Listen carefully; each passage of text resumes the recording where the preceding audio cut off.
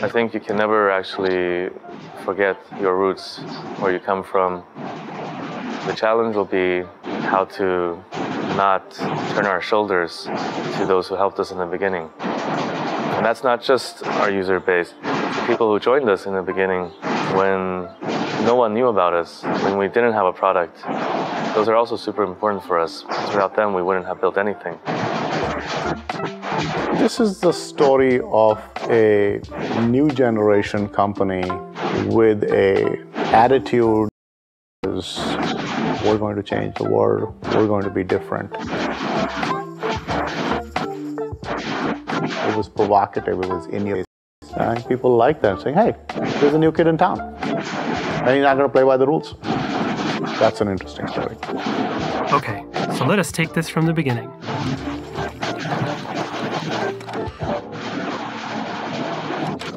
Oneplus was founded in December 2013 by Pete and Carl.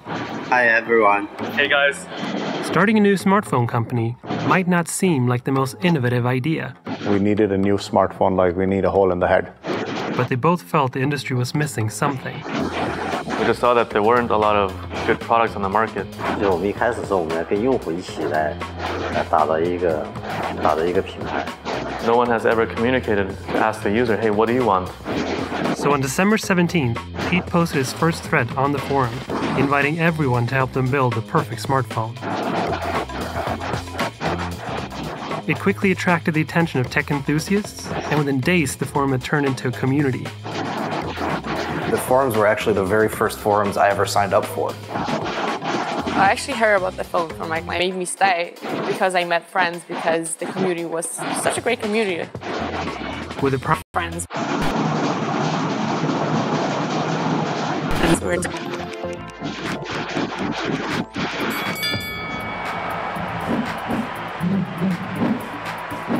You can suggest whatever you like. We'll pick the things we love the most and keep making new versions of our ad. Until we end up with a brand new film to launch the Oneplus 6. Oneplus, never settle.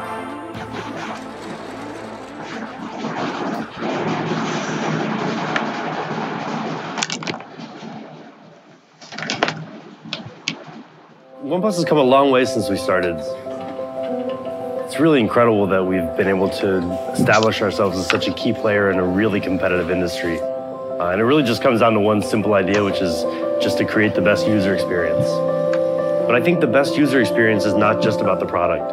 It has to be about the love and the passion for what you do and how customers can see that.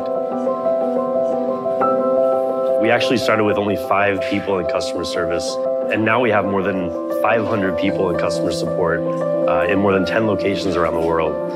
So if a device needs to be repaired, all you have to do is contact us through one of our many different channels of support, and we've got everything taken care of for you. Everything from pickup and transport to repairs and returns.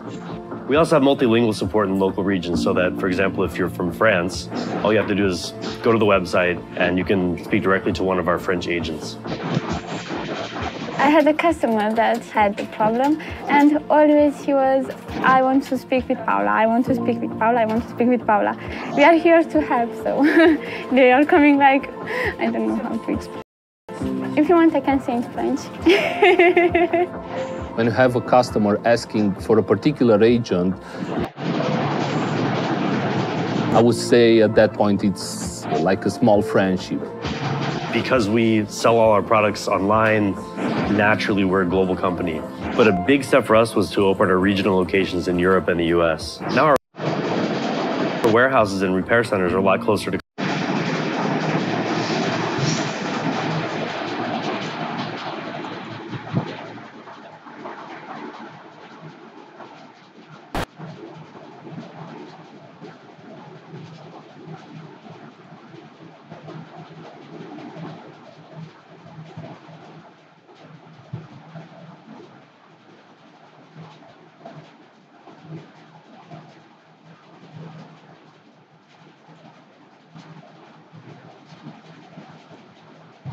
all the Android smartphones on the market weren't made well enough.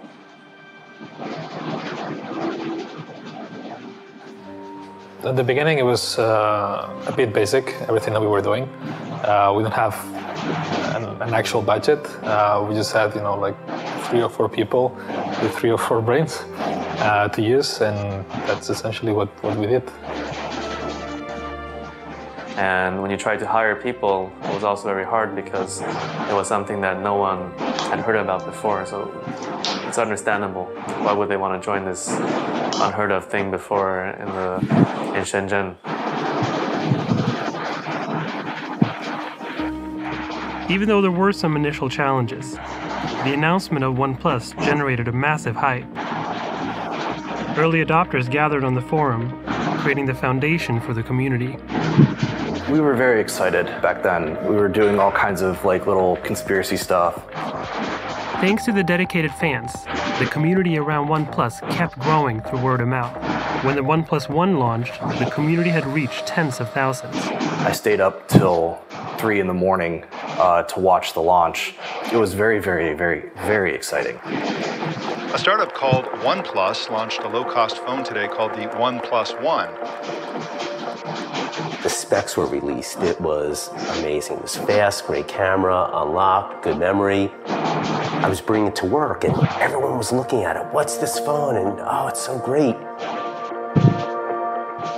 The first time holding the Oneplus One was completely different to the smartphones I'd had before. It felt really good. The hype was kind of out of this world. It was something absolutely crazy. When we launched the product, we got 3,000 requests per second to our website, and it went down immediately. I don't know what we've done, but we've done something pretty significant. We kept releasing invites, and every single month we were selling more than the previous month. I think for other companies, you start selling the first, let's say, month and a half, you sell a lot of phones, then it kind of dies out.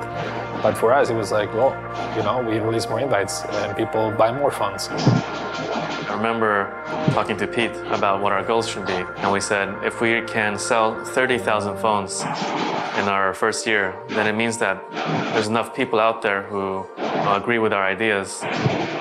But we ended up selling almost 1 million phones in our first year. So that's kind of how everything started. After the huge success with the first phone, they began preparing for the Oneplus 2 with loads of confidence. But now that you've got my attention, what are you going to do with it? So we're asking you to make our advertising not able to meet the expectation to launch the Oneplus 6.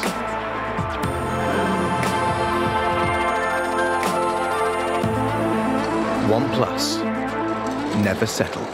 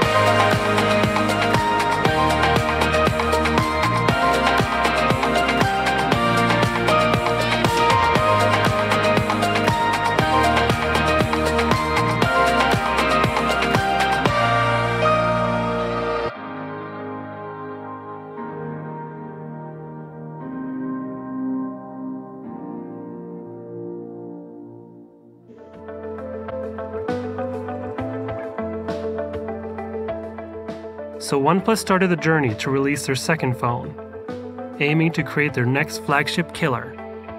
But following up on the success of the Oneplus One wasn't going to be easy. To top the hype of their first phone and take the release of the Oneplus 2 to the next level, Oneplus had to take a new and unexplored approach, doing the world's first product launch in VR.